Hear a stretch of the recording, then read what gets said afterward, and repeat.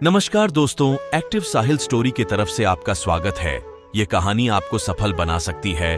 Video last तक देखें। एक समय की बात है। एक राज्य में एक प्रतापी राजा राज करता था। एक दिन उसके दरबार में एक विदेशी आगंतुक आया और उसने राजा को एक सुंदर पत्थर उपहार में दिया। राजा वह पत्थर देख बहुत प्रसन्न हुआ। उसने उस पत्थर से भगवान विष्णु की प्रतिमा का निर्माण कर उसे राज्य के मंदिर में स्थापित करने का निर्णय लिया और प्रतिमा निर्माण का कार्य राज्य के महामंत्री को सौंप दिया। महामंत्री गांव के सर्वश्रेष्ठ मूर्तिकार के पास गया और उसे वह पत्थर देते हुए बोला, महाराज, मंदिर में भगवान विष्णु की प्रतिमा स्थापित करना चाहते हैं। 7 दिवस के भीतर इस पत्थर से भगवान विष्णु की प्रतिमा तैयार कर राजमहल पहुंचा देना। इसके लिए तुम्हें 50 स्वर्ण मुद्राएं दी जाएंगी। 50 स्वर्ण मुद्राओं की बात सुनकर मूर्तिकार खुश हो गया और महामंत्री के जाने के उपरांत प्रतिमा का निर्माण कार्य प्रारंभ करने के उद्देश्य से अपने औजार निकाल लिए। अपने औजारों में से उसने एक हथौड़ा लिया और पत्थर तोड़ने के लिए उस पर हथौड़े से वार करने लगा, किंतु पत्थर जस का तस रहा। मूर्तिकार ने हथौड़े के कई वार पत्थर पर किए, किंतु पत्थर नहीं टूटा।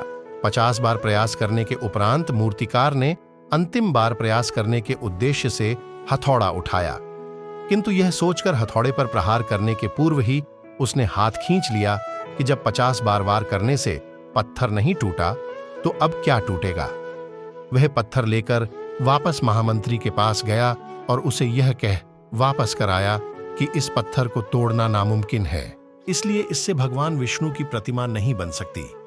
महामंत्री को राजा का आदेश हर स्थिति में पूर्ण करना था, इसलिए उसने भगवान विष्णु की प्रतिमा निर्मित करने का कार्य गांव के एक साधारण से मूर्तिकार को सौंप दिया।